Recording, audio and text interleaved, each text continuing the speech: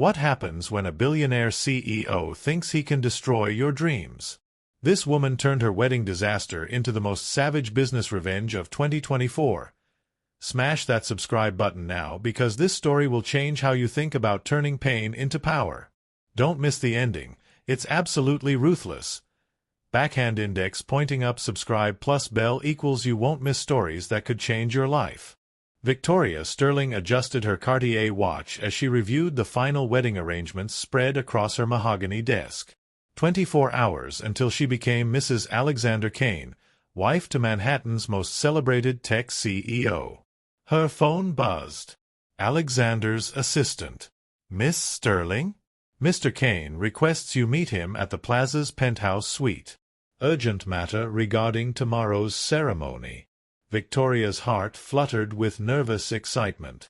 Last-minute surprises were Alexander's specialty. The elevator ride to the penthouse felt eternal. She smoothed her Hermes dress, practicing her surprised face for whatever romantic gesture awaited.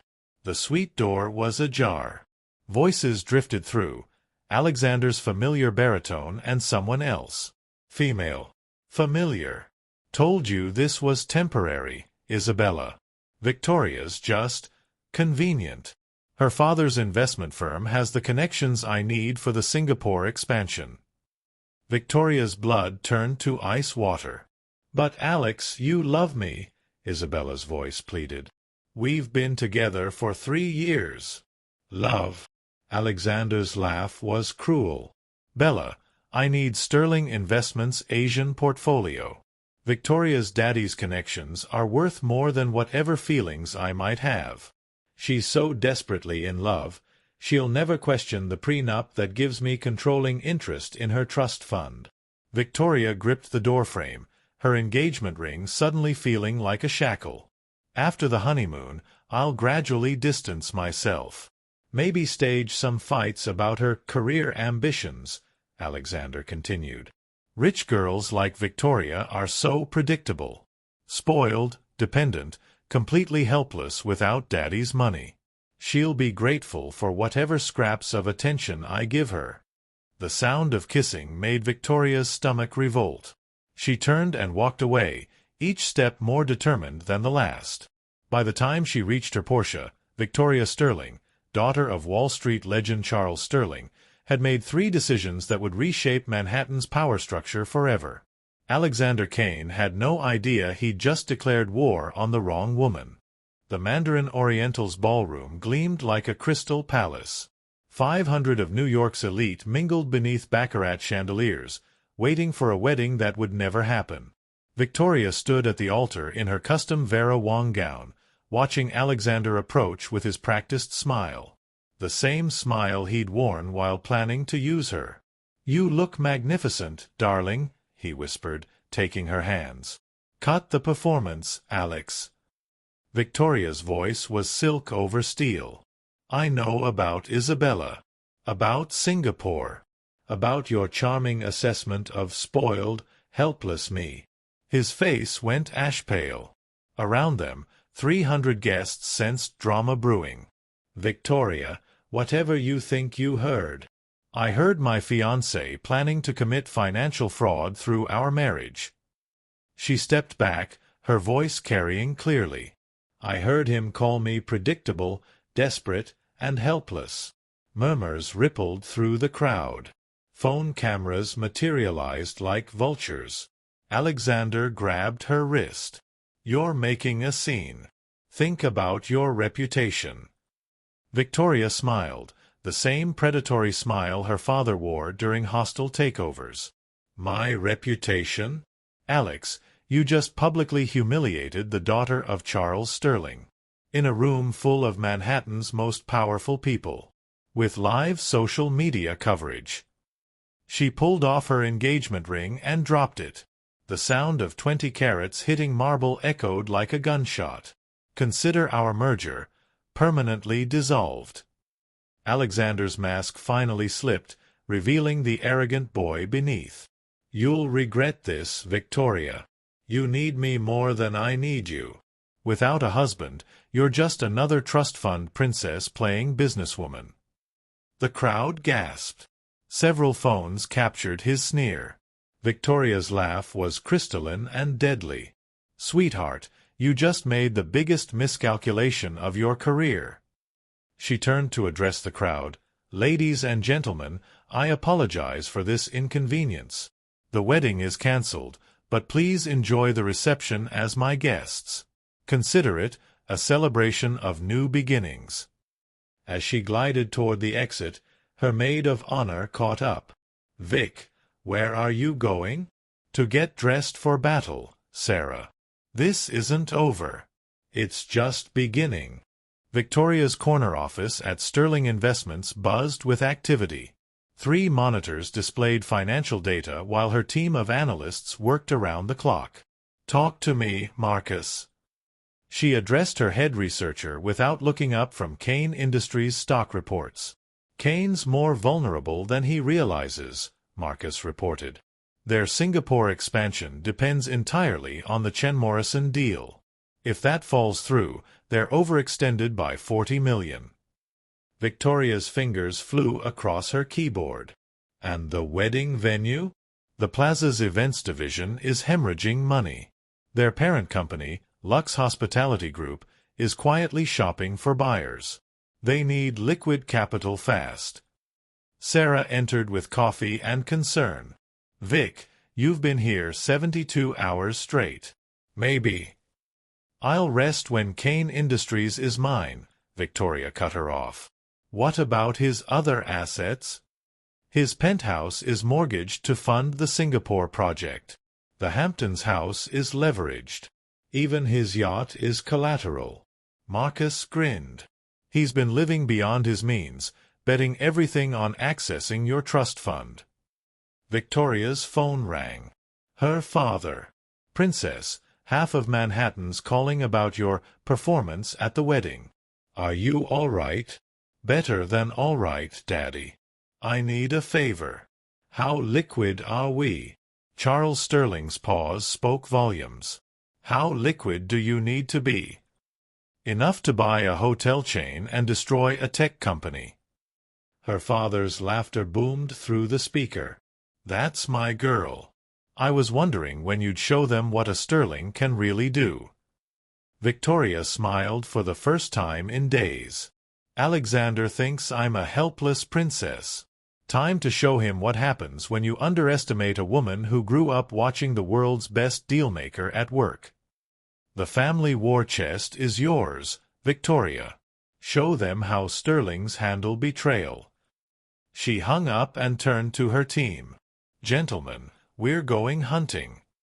6 months later, Alexander Kane stood in his minimally furnished apartment. His penthouse had been foreclosed 3 weeks ago, staring at the Wall Street Journal headline, "Sterling heiress builds hospitality empire while ex-fiancé's company crumbles." His phone buzzed constantly with calls from creditors he couldn't pay and investors he'd lost. The Singapore deal had collapsed when Chen Morrison mysteriously withdrew, choosing Sterling Investments as their American partner instead. Isabella had left him for a hedge fund prince the moment his financial troubles became public. The irony tasted like bile. His lawyer, the only one he could still afford, delivered the final blow. "Alex, Sterling Hospitality Group is offering to buy Kane Industries. All debts forgiven, employees retained, but you'd have to step down as CEO." "Sterling Hospitality?" Alexander's voice cracked. "Victoria doesn't know anything about hotels." "Apparently she's learned fast. She owns the Plaza now, along with 17 other luxury venues across the Northeast. She's transformed them into the most exclusive wedding and events empire in the country." Alexander collapsed into his second-hand chair. "She's buying my company? For pennies on the dollar.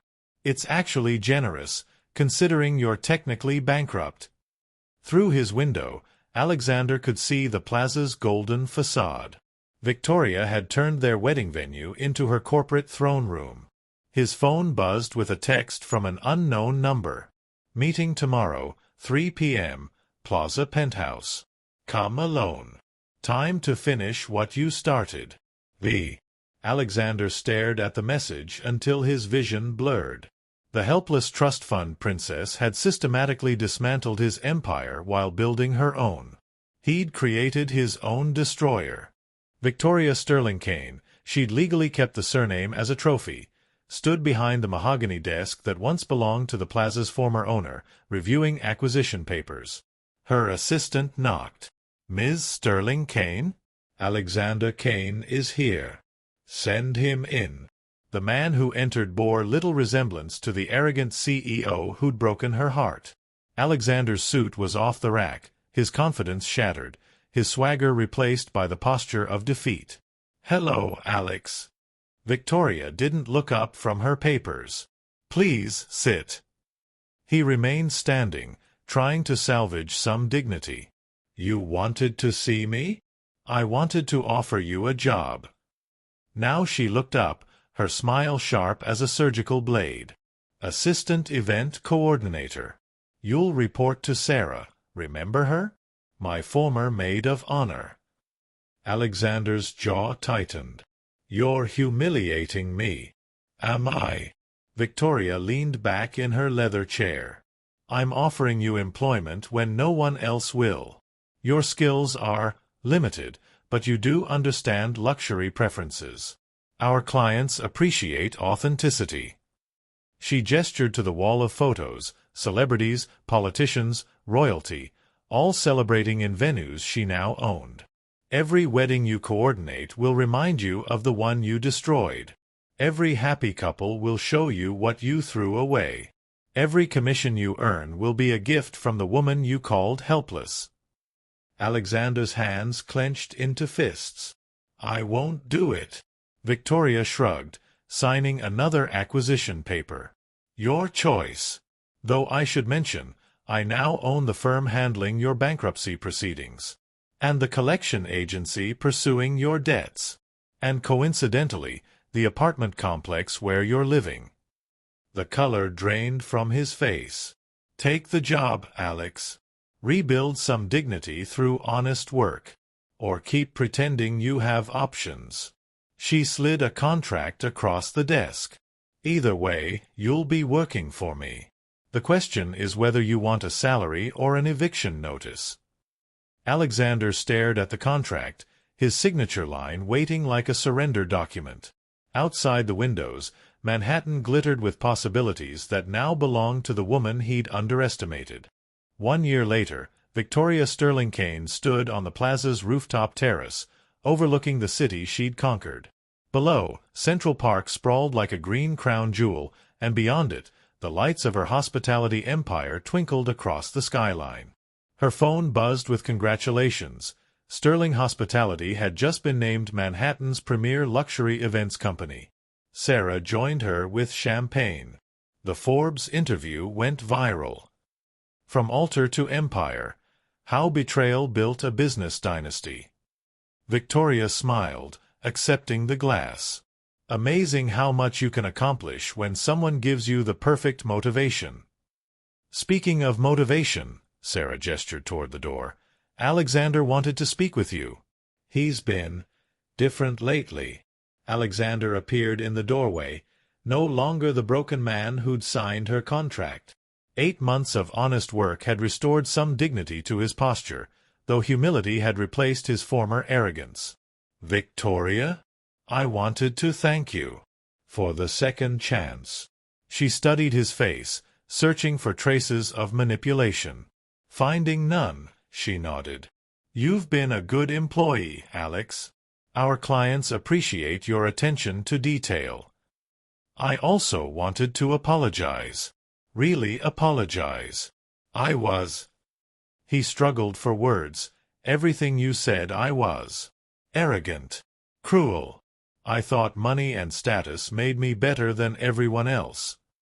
Victoria remained silent, letting him finish. "You could have destroyed me completely. Instead, you gave me a chance to rebuild, not my fortune, but my character. I understand now what I lost." He paused. "Not your money or connections. Your heart. Your brilliance. Your strength. Yes, Victoria said simply.